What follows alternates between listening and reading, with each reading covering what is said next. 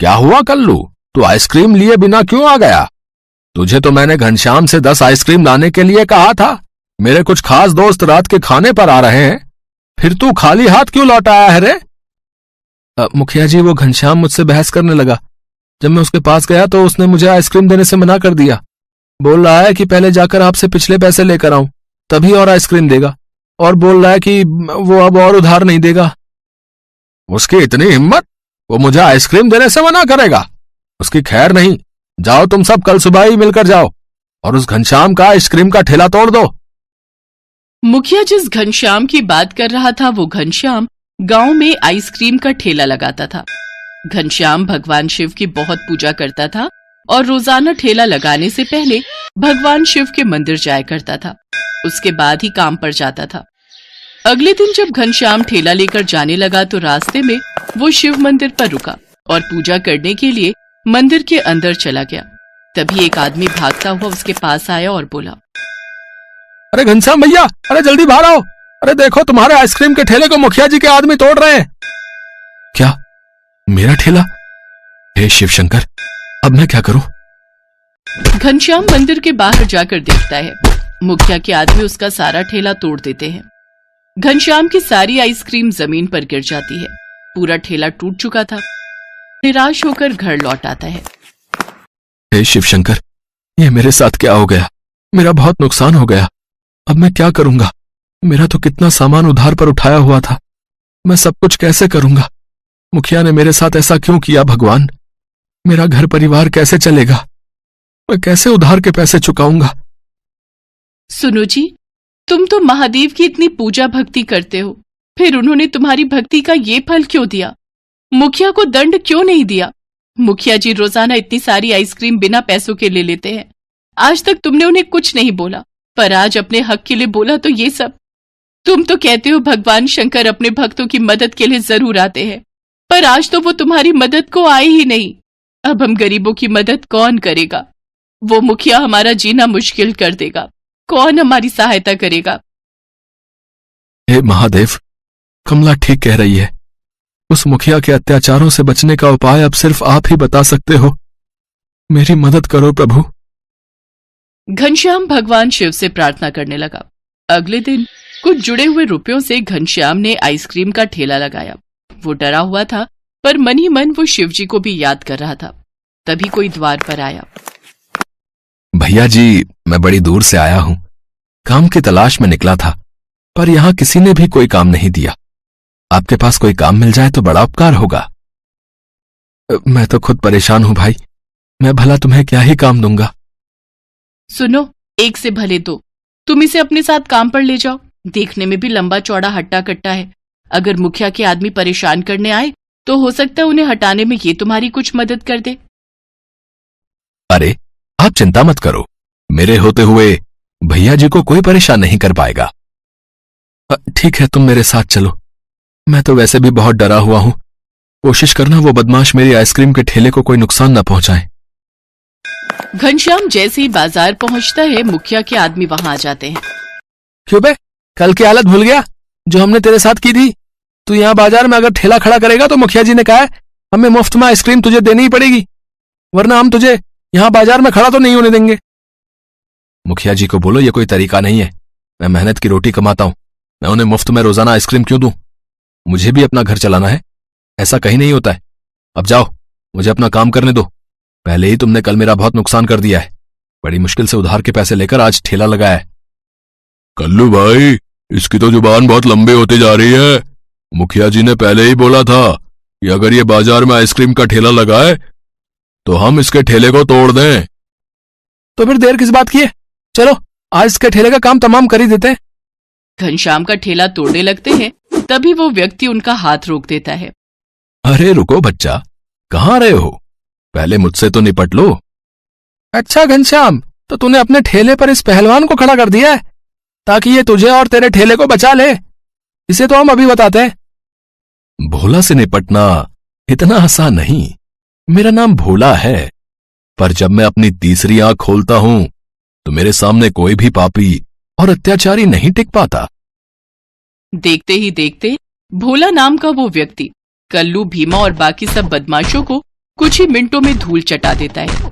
सब बदमाश भागते हुए मुखिया के पास जाते हैं। भोला, तुमने तो मिनटों में इन्हें धूल चटा दी। सचमुच तुम तो बहुत महाबलशाली हो। अब ये लोग तुम्हें कोई नुकसान नहीं पहुंचाएंगे। जब तक मैं इस ठेले पर खड़ा हूं, ये तुम्हारे आइसक्रीम के ठेले को छू भी नहीं सकते। बदमाश मुखिया को सारी बात बताते हैं। मुखिया जी, वो बहुत ताकतवर है, भोला नाम है उसका, उसके आगे हम टिक ही नहीं सकते। अब आप आइसक्रीम मुफ्त में खाना भूल जाओ। अब तो आपको पैसे देकर ही घनश्याम से आइसक्रीम मिलेगी। अरे तुम चिंता मत करो, मैंने अपने दोस्त रामलाल से उसके गुंडों को यहां बुलवाया है। वो बस थोड़ी देर में आते ही होंगे। तुम सबके बस का कुछ नहीं है भाई। तुम तो जाओ और घर में चूड़ियां पहनकर बैठ जाओ। बड़े आए कहने वाले कि मैं पैसों में आइसक्रीम खा लूं। मुखिया दूसरे गांव के बड़े बदमाशों को बुलाता है और उनके साथ घनश्याम के ठेले पर पहुंचता है। चलो लड़कों, सारी की सारी आइसक्रीम उठा लो और घर ले चलो। कोई आइसक्रीम नहीं बिकेगी यहां, ये मेरा हुक्म है। अरे मुखिया, पहले पैसे तो दो। बिना पैसों के एक भी आइसक्रीम नहीं मिलेगी। अरे देख क्या रहे हो, पीट दो इन दोनों को। भोला, मेरी वजह से तुम्हें चोट आई, ये मुझे अच्छा नहीं लगेगा। इन्हें आइसक्रीम ले जाने दो। भोला, ये बहुत सारे गुंडे हैं, तुम अकेले इनका कैसे मुकाबला करोगे? अरे चिंता मत करो, मुझे कुछ नहीं होगा। मैं इनके किए की सजा इन्हें देकर ही मानूंगा। कुछ ही देर में भोला सारे बदमाशों को ढेर कर देता है। सब भोला से माफी मांगकर भाग जाते हैं। मुखिया भी घबरा जाता है कि आखिर भोला में इतनी शक्ति कैसे है।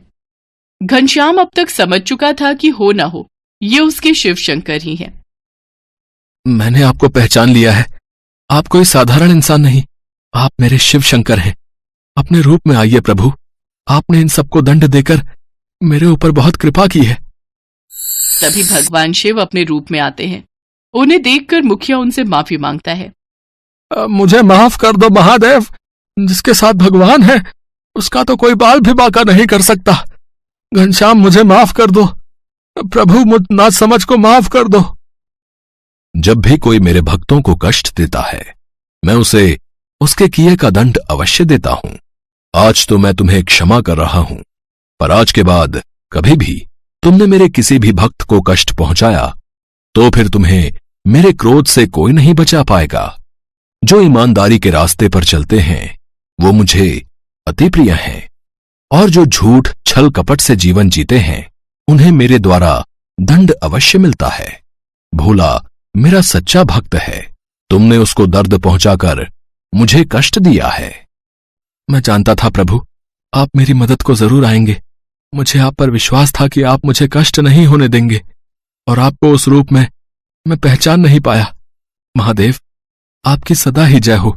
जय भोले बाबा। इसके पश्चात शिव जी अंतर्ध्यान हो जाते हैं। घनश्याम, ये लो, अब तक मैंने तुम्हारी जितनी भी आइसक्रीम ली है और तुम्हारा जो भी नुकसान हुआ है ये उसके पैसे हैं भाई। ये तुम अपने पास रखो। आज के बाद मेरे कारण तुम्हें कभी कोई परेशानी नहीं होगी, क्योंकि तुम भोले बाबा के भक्त हो, सच्चे भक्त। तुम्हारा कोई बाल भी बाका नहीं कर सकता। आराम से तुम अपनी आइसक्रीम का ठेला लगाओ, मैं चलता हूं। उस दिन के बाद घनश्याम को कभी भी कोई कष्ट नहीं हुआ। भोलेनाथ की कृपा से घनश्याम का काम बहुत अच्छा चलने लगा।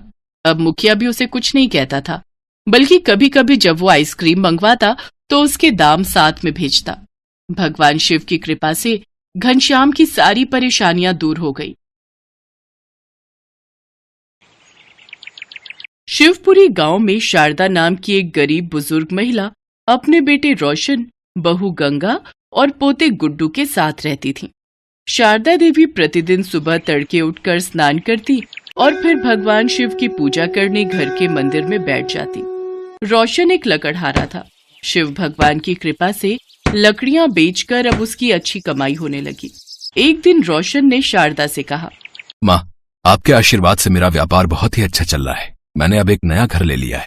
कुछ दिनों बाद हम वहीं रहने चले जाएंगे। ये तो सचमुच बड़ी ही खुशी की बात है बेटे। अच्छा ये बता, तूने हमारे साथ साथ भगवान के रहने के लिए भी नए घर में मंदिर बनवाया या नहीं? ये बात सुनकर गंगा कहती है, माँ जी, आप सारा दिन पूजा पाठ ही करती रहती हैं। वहाँ भी आप सारा दिन यही करती रहोगी। सुबह सुबह उठकर हमारी नींद खराब करोगी। इसलिए हमने सोचा है कि आप यहीं रहें और अपना पूजा पाठ करती रहें। हम आपको आपका खर्चा पानी भेज दिया करेंगे। नए घर में केवल मैं, ये और हमारा गुड्डू ही साथ जाएगा। रोशन, देख तो बहू क्या बकवास किए जा रही है। क्या सचमुच तेरे घर में मेरे और मेरे प्रभु के लिए कोई जगह नहीं है? आज इन्हीं की कृपा से तुझे ये सब मिल पाया है और अब तू इन्हें ही भूल गया।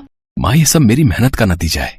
और गंगा कह तो रही है कि हम आपको आपका खर्चा भेज दिया करेंगे। आप इतने बड़े घर में जाकर क्या करोगी? अपने बेटे बहू की बातें सुनकर शारदा देवी रोने लगी, लेकिन उसके बेटे बहू उसको वहीं छोड़कर चले जाते हैं। शारदा देवी भगवान शिव से प्रार्थना करने लगी, हे भगवान, मेरा बेटा ना समझ है, उसको कोई भी दंड नहीं देना। एक दिन उसको अपनी गलती का एहसास जरूर होगा, वो आपकी शरण में आ जाएगा, उसको माफ कर दीजिए। अगले दिन से ही शारदा सुबह नहाकर भगवान शिव के लिए भोग बनाती और फिर उनकी पूजा पाठ में मगन हो जाती। इसके बाद शिव जी का भजन पूजन करके उनको भोग लगाकर प्रसाद ग्रहण करती। कभी कभी वो अपने लिए खाना बनाती तो कभी केवल प्रसाद खाकर ही संतोष कर लेती। ऐसे ही कई रोज गुजर गए।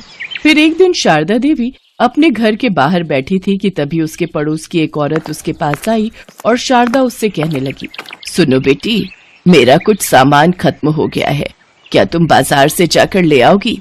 वो औरत बाजार से सारा सामान लाकर शारदा देवी को दे देती है।